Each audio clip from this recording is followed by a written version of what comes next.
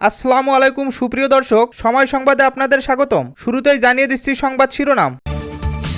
জ্বালানি সংকট ও ব্যাংকে টাকা নেই, দেশে চলছে দলীয় সন্ত্রাস, মন্তব্য নাসিরউদ্দিন পাটোয়ারীর। ফ্যাসিস্টদের ফটোকপি বিএনপির মধ্যে দেখতে পাচ্ছি, বললেন জামাতে আমির। জনগণ আপনাকে স্বাগত জানাতে প্রস্তুত, কিভাবে আসবেন আসেন, শেখ হাসিনাকে উদ্দেশ্য করে বললেন মিয়া গোলাম পরওয়ার। ইরানের চেয়েও কাতার বেশি বিপজ্জনক, দাবি ইসরায়েলের সাবেক প্রধানমন্ত্রীর। শুনছিলেন শিরোনাম, এবারে বিস্তারিত।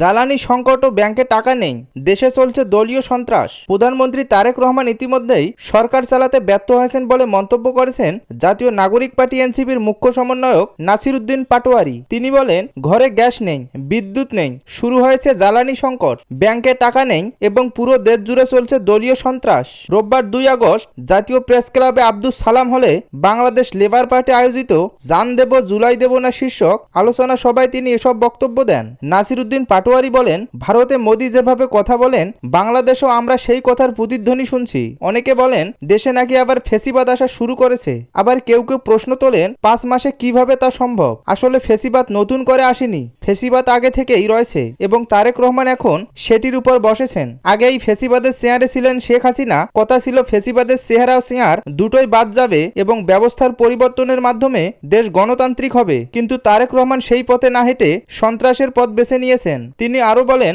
বাংলাদেশ সন্ত্রাসের জন্য প্রস্তুত নয়। ইনশাআল্লাহ আমরা সন্ত্রাসের বিরুদ্ধে দাঁড়াবো এবং লড়াই করব। এর পরিণতি দুটি হতে পারে, হয় জেলে যাব, না হয় কবরে যাব, কিন্তু কারো সঙ্গে আপোষ নেগোটিয়েশন হবে না, কারো কাছে মাথা নত করব না। এটি আজাদির বাংলাদেশ, এটি ওসমান হাদির বাংলাদেশ।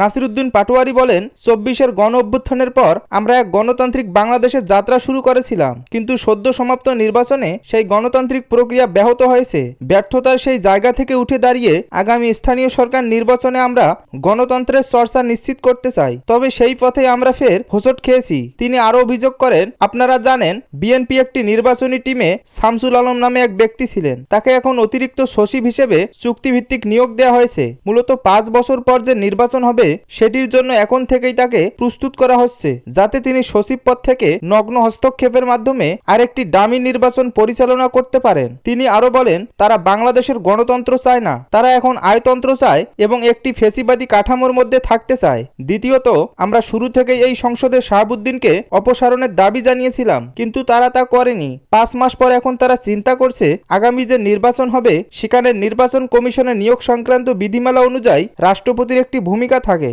আবার আমাদের জুলাই সনদ বাস্তবিত হলে সেখানেও রাষ্ট্রপতির ভোটিং ক্ষমতা থাকে। ফলে নিজেদের সেই ভোটিং ক্ষমতা নিশ্চিত করতেই তারা একজন দলীয় ব্যক্তিকে রাষ্ট্রপতি হিসেবে বিবেচনা করছে। কিন্তু বঙ্গভবন বা বাংলাদেশের রাষ্ট্রপতি পদটি দলীয় হওয়া উচিত নয়। সরকার যদি এভাবে দলীয় রাষ্ট্রপতি নিয়োগ দিতে থাকে তবে রাষ্ট্রপতির মতো সম্মানজনক পদটিকে কলঙ্কিত করা হবে। তিনি আরো সতর্ক করে বলেন, পরিস্থিতি এমন চলতে থাকলে আমরা এক সময় দাবি তুলব রাষ্ট্রপতি নির্বাচন ভোটের মাধ্যমে হতে হবে এবং কোনো দলীয় ব্যক্তি রাষ্ট্রপতি পদে বসতে পারবে না। জুলাই সনদ বাস্তবায়ন প্রসঙ্গে নাসিরউদ্দিন পাটোয়ারী বলেন, জুলাই সনদ বিএনপিকে বাস্তবায়ন করতেই হবে। বিএনপি মুখ ফিরিয়ে নিয়ে যতই বলুক যে এটা বাস্তবায়ন করবে না, আমরা তাদের সে পদ দেব না। তারা একটি সংশোধনী কমিটি বানিয়েছেন, তবে বিরোধী দলীয় দলকে ধন্যবাদ যে তারা সেখানে অংশ নেননি। বিরোধী দলের বিষয়ে একটি ঐতিহাসিক রাজনৈতিক সিদ্ধান্ত নিয়েছেন, যেহেতু জুলাই সনদ সংশোধন করা হয়নি এবং তারা নতুন করে সংশোধনী কমিটি গঠন করেছে, তাই আমাদের এই লড়াই এবং রাজপথে নেমে এসেছে। তিনি আরো হুঁশিয়ারি দিয়ে বলেন,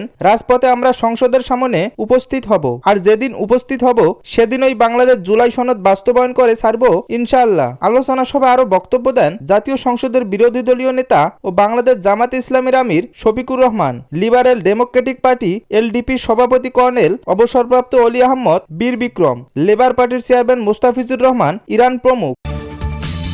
ফ্যাসিস্টদের ফটোকপি বিএনপির মধ্যে দেখতে পাচ্ছি, মন্তব্য করেন জামাত আমির। ক্ষমতাসীন দল বিএনপিকে উদ্দেশ্য করে জাতীয় সংসদের বিরোধী দলীয় নেতা ও বাংলাদেশ জামাতে ইসলামের আমির ডক্টর শফিকুর রহমান বলেছেন, 17.5 বছর জুলুমের শিকার হয়েছি আমরাও এবং আপনারাও। এখন হঠাৎ করে আল্লাহ তাআলা আমাদের মুক্তি দিলেন একটা রক্তভেজা আন্দোলনের মাধ্যমে। এই স্মৃতি তাড়াতাড়ি ভুলে গিয়ে তখনকার ফ্যাসিস্টরা যা করেছে হুবহু তার একটা ফটোকপি আপনাদের মধ্যে আমরা দেখতে পাচ্ছি। রোববার জাতীয় প্রেস ক্লাবের আব্দুস সালাম হলে বাংলাদেশ লেবার পার্টি আয়োজিত জান দেব জুলাই দেব না শীর্ষক আলোচনা সভায় তিনি এসব কথা বলেন। শফিকুর রহমান বলেন, আমি তাদেরকে একবার অনুরোধ করব, জাতির উপরে জুলুমের পাহাড় নেমে এসেছিল, এই ক্ষেত্রটা কেন কিভাবে প্রস্তুত হয়েছিল তারা যেন একবার চিন্তা করে। তারা যেন চিন্তা করে 17.5টা বছর বাংলাদেশের মানুষ, বিশেষ করে সেই সরকারের বিরোধী যারা ছিলেন, বিরোধী রাজনৈতিক মতবাদে যারা বিশ্বাস করছেন, তারা সহ সকল আলেম ওলামা, সাংবাদিক মহল, সুশীল সমাজ, ব্যবসায়ী এবং সাধারণ মানুষেরা, শ্রমিক জনতারা তারা কেমনে ছিলেন তারা যেন একটু চিন্তা করেন। তারা নিজেরাই বলেছেন তাদের সময় কেটেছে পাট খেতে, ধান খেতে। এখন ফ্যাসিস্টদের কোন জিনিস আপনারা বাদ দিয়েছেন, কোন জিনিসের পরিবর্তন করেছেন? ওরা যেমন বিরোধী মতকে দমন করার জন্য ষড়যন্ত্র, অপপ্রচার এবং বল প্রয়োগে আশ্রয় নিয়েছিলেন, আপনারা সবগুলো ইতিমধ্যে নিয়ে ফেলেছেন। তিনি আরো বলেন, নির্যাতন তো একটা হয়নি, দুটো হয়েছে। শপথ 2টা নেয়ার কথা ছিল, আমরা নিলাম, আপনারাও নিলেন না কেন? সেই আপনারাই তো আমাদের মতো বলেছিলেন গণভোটকে হ্যাঁ বলুন। জনগণ তো হ্যাঁ বলছে। 70 ভাগ মানুষ হ্যাঁ বলার পরে জনগণের এই অভিপ্রায়কে আপনারা অপমান করেছেন কেন? 71-এ যে যুদ্ধ কেন হয়েছিল, বেসিক 2টা কারণ ছিল। একটা ছিল বৈষম্য, আর একটি ছিল জনগণের ভোটকে সম্মান না দেখানো। নির্বাচন কমিশন সচিবালয়ের অতিরিক্ত সচিব পদে চুক্তিভিত্তিক নিয়োগ পাওয়া মোহাম্মদ শামসুল আলম প্রসঙ্গে সংসদে বিরোধী দলীয় নেতা বলেন, শামসুল আলমের কথা বলা হয়েছে। নাসিরউদ্দিন পাটোয়ারি বলেছেন যে তিনি বিএনপির র্যাঙ্ক অ্যান্ড ফাইলের একজন অ্যাক্টিভিস্ট। অতিরিক্ত সচিব হিসেবে 1 বছরের জন্য আপনারা চুক্তিভিত্তিক নিয়োগ দিয়েছেন। আপনাদের মতলব আপনারাই ভালো জানেন। তবে এই 1 বছরের ভেতরে গুরুত্বপূর্ণ অনেকগুলো নির্বাচন হবে। যেই লোক তার দলের জন্য জানপ্রাণ দিয়ে কাজ করেছে, সেই লোককে একটা নিরপেক্ষ জায়গায় আপনারা পাঠিয়ে দিলেন। সচিব হওয়ার জন্য এখন আর বিসিএস কোয়ালিফাই করা লাগে না। সচিব হওয়ার জন্য দলীয় একটা পদ থাকলেই হয়, এত কষ্ট করা লাগবে না। শর্ট কোর্স মাত্র 3 মাস প্র্যাকটিস করলেই হয়ে যাবে। আলোচনা সভায় আরো বক্তব্য রাখেন জাতীয় নাগরিক পার্টি এনসিপির মুখ্য সমন্বয়ক Nasiruddin Patwari, liberal democratic party এলডিপির সভাপতি কর্নেল অবসরপ্রাপ্ত অলি আহমদ, লেবার পার্টির চেয়ারম্যান মোস্তাফিজুর রহমান ইরান। জনগণ আপনাকে স্বাগত জানাতে প্রস্তুত, কিভাবে আসবেন আসেন। শেখ হাসিনাকে বললেন মিয়া গোলাম পরোয়ার। জামাতে ইসলামী সেক্রেটারি জেনারেল মিয়া গোলাম পরোয়ার বলেছেন, উনি ক্ষমতাচ্যুত প্রধানমন্ত্রী শেখ হাসিনা দেশে আসতে চাচ্ছেন, তো জনগণ আপনাকে স্বাগত জানানোর জন্য প্রস্তুত আছে, আসেন। কিভাবে আসবেন? শনিবার বিকেলে রাজধানীর মহাখালী কলেরা হাসপাতালের সামনে ঢাকা মহানগর উত্তর জামাত আয়োজিত এক বিক্ষোভ সমাবেশে প্রধান অতিথির বক্তব্যে তিনি এসব কথা বলেন। প্রধানমন্ত্রীকে উদ্দেশ্য করে তিনি বলেন, প্রধানমন্ত্রীকে বলবো, আপনার মন্ত্রী মিনিস্টারদের মধ্যে দুর্বলতা আছে। ফেসিবাদের দোসরদের আপনি আদালত থেকে জামিন দিচ্ছেন। ইনক্লুসিভ ইলেকশনের অংশগ্রহণমূলক নির্বাচন ফেসিবাদের প্রেতাদের বাংলাদেশে ঢোকার জন্য ষড়যন্ত্র করছে। আবার যদি 24-এর রক্তাক্ত ইতিহাস সৃষ্টিকারী ফেসিবাদের প্রেতাত্মাকে এই সুযোগ দেন, জনগণ তা মেনে নেবে না।